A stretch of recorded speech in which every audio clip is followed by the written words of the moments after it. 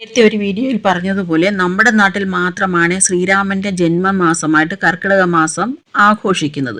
മറ്റ് സംസ്ഥാനങ്ങളിലൊക്കെ മേടമാസമാണ് ജന്മമാസമായിട്ട് പറയാറ്. മേടമാസത്തിലെ ശ്രീരാമ നവമി. സൂര്യവംശജനായ ശ്രീരാമന്റെ സൂര്യൻ ഉച്ചത്തിലാണ്, മേടമാസത്തിൽ ഉച്ചത്തിലാണ് സ്ഥിതി ചെയ്യുന്നത്. അങ്ങനെയാണ് നമ്മൾ ജാതകം നോക്കുന്നത്. ശ്രീരാമദേവന്റെ അത് നേരത്തെ ഇട്ടിട്ടുണ്ട്. നമുക്ക് കർക്കിടക മാസത്തിലെ വളരെ പ്രധാനപ്പെട്ടതാണ് ഈ നാലമ്പല ദർശനം എന്ന് പറയുന്നത്. ശ്രീരാമൻ, ലക്ഷ്മണൻ, ഭരതൻ, ശത്രുഘ്നൻ എന്നിവരുടെ പ്രതിഷ്ഠയുള്ള ക്ഷേത്രങ്ങളിൽ ഒരേ ദിവസം ദർശനം നടത്തുന്നതിനാണ് നാലമ്പല ദർശനം എന്ന് പറയാറ്. ഇതിൽ ഏറ്റവും പ്രധാനപ്പെട്ടത് തൃപ്രയാർ ശ്രീരാമക്ഷേത്രമാണ്. അത് കഴിഞ്ഞിട്ട് ഇരിങ്ങാലക്കുട കൂടൽമാണിക്യം ഭരതക്ഷേത്രം, മൂഴിക്കുളം ലക്ഷ്മൺ ക്ഷേത്രം, പായമ്മൽ ശത്രുഘ്നൻ ക്ഷേത്രം. ഇങ്ങനെയാണ് 4 ക്ഷേത്രങ്ങളുടെ ദർശനക്രമം. ഇവർ 4 പേര് അല്ലെങ്കിൽ ഈ 4 അമ്പലത്തിലും ഒരേ ദിവസം ദർശനം നടത്തുന്നത് മഹാപുണ്യമായി കരുതുന്നു. മഹാഭാരത യുദ്ധം നടന്നു, യദുവംശം ശാപം കാരണം നശിച്ചു, ദ്വാരകാപുരി കടലിൽ മുങ്ങിപ്പോയി.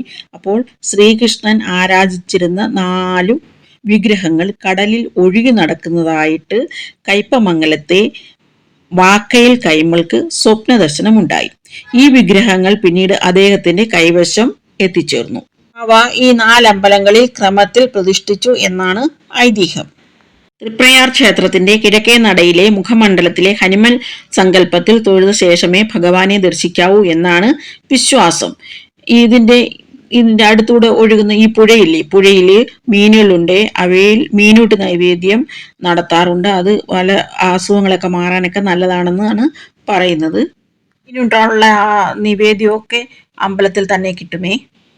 ഒരുപാട് ഫലങ്ങളുണ്ട്. അതിനെക്കുറിച്ച് വേറെ വീഡിയോ ഇടാമേ. തെക്ക് പടിഞ്ഞാറേ മൂലയിൽ ഗണപതിയുണ്ട്. വടക്കേ നടയിൽ ഗോശാല കൃഷ്ണനും, തെക്കേ നടയിൽ അയ്യപ്പ സ്വാമിയും, സർവ്വലോകനാഥനും സർവ്വരോഗ നിവാരണം സർവ്വവിദ്യാനാഥനുമായ ദക്ഷിണാമൂർത്തിയുടെ സാന്നിധ്യവും ശ്രീകോവിലുണ്ട്. പുലർച്ചെ 3 മണിക്ക് തൃപ്രയാർ തേവർ ഉണരും. ബാധോപദ്രവങ്ങളിൽ നിന്ന് മുക്തി സിദ്ധിക്കുന്നതിന് ഈ തൃപ്രയാറപ്പനെ ഉപാസിക്കുന്നത് നല്ലതാണെന്നാണ് വിശ്വാസം. തൊഴുതുവലം വെച്ച് മീനൂട്ടുന്ന ഭരതനെ ദർശിക്കാനായിട്ട് കൂടൽമാണിക്യ ക്ഷേത്രത്തിലോട്ട് പോകണം. തൃപ്രയാറിൽ നിന്ന് ഏകദേശം 25 കിലോമീറ്റർ അകലെ ഇരിങ്ങാലിക്കുടയിലാണ് കൂടൽമാണിക്യ ക്ഷേത്രം. ഇവിടുത്തെ കുലീപനി തീർത്ഥത്തിൽ ഗംഗ, യമുന, സരസ്വതി ദേവികളുടെ സാന്നിധ്യമുണ്ടെന്നാണ് വിശ്വാസം. മീനുകളല്ലാതെ വേറൊരു ജന്തുക്കൾ ഇവിടെ വളരുകയില്ല. ദേവന്മാരും പിതൃക്കളും ഋഷികളും ഭഗവാന്റെ ആഗ്രഹപ്രകാരം കുളത്തിൽ മത്സ്യങ്ങളെ ഭക്തർ വിശ്വസിക്കുന്നു. ഇവിടുത്തെ മീനൂട്ട് പിതൃക്കൾക്കും ഭഗവാനും വേണ്ടിയാണ്.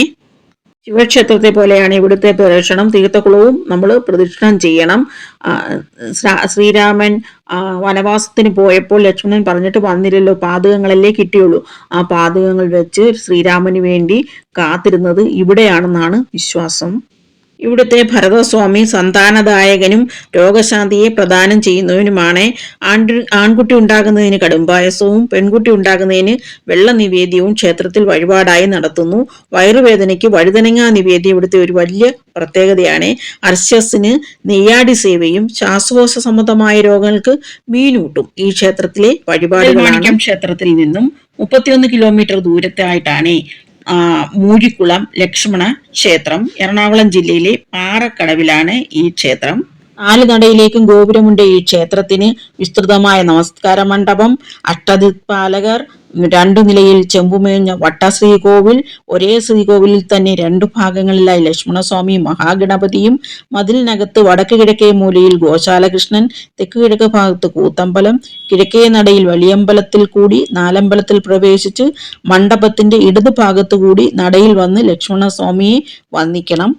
തെക്കേ നടയിൽ ശ്രീഗണപതി, ദക്ഷിണാമൂർത്തി, ശ്രീരാമ, സീത, ഹനുമാന്മാരെയും വന്ദിക്കണം. വീണ്ടും ലക്ഷ്മണസ്വാമിയെ തൊഴുത് തീർത്ഥവും പ്രസാദവും വാങ്ങി മാതൃക്കലിന് പുറമേ കൂടി വന്ന് ഗണപതി, ഭഗവതി, ശാസ്താവ് എന്നീ ദേവന്മാരെയും കൂടി തൊഴുത് പടിഞ്ഞാറേ നടയിലൂടെ മതിൽക്കകത്തേക്ക് ഇറങ്ങുക. പ്രദക്ഷിണമായി വന്ന് ഗോശാലകൃഷ്ണനെ തൊഴുക. ക്ഷേത്രത്തിന് പ്രദക്ഷിണമായി കിഴക്കേ നടയിൽ വന്ന് കൊടിമരക്കല്ലിന്റെ പുറമേ കൂടി വലിയ ബലിക്കല്ലിന്റെ ഇടത് ഭാഗം വഴി നടയിൽ വന്ന് ലക്ഷ്മണസ്വാമിയെ വന്ദിച്ച് വലതുവശത്തുകൂടി ഇറങ്ങുക. കൊടിമരം തൊട്ട് തൊഴരുത്.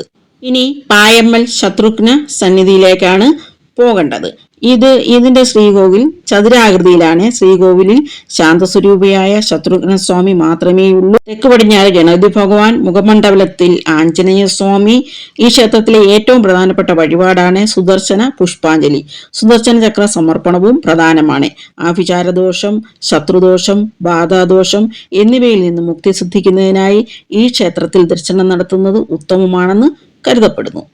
ഇനി യാത്ര തുടങ്ങാനേ തൃപ്രയാറിൽ തലേ ദിവസം തന്നെ എത്തുകയാണെങ്കിൽ രാവിലെ അവിടുന്ന് തിരിച്ചിട്ട് എല്ലാ ക്ഷേത്രത്തിലും നല്ലതുപോലെ തൊഴുത് മടങ്ങാം. അല്ലെങ്കിൽ ഇച്ചിരി രാത്രിയൊക്കെ ആവും.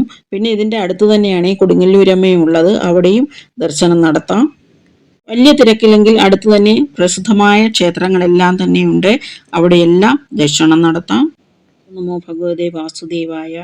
രാമ രാമ രാമ. ഓം നമഃ ശിവായ.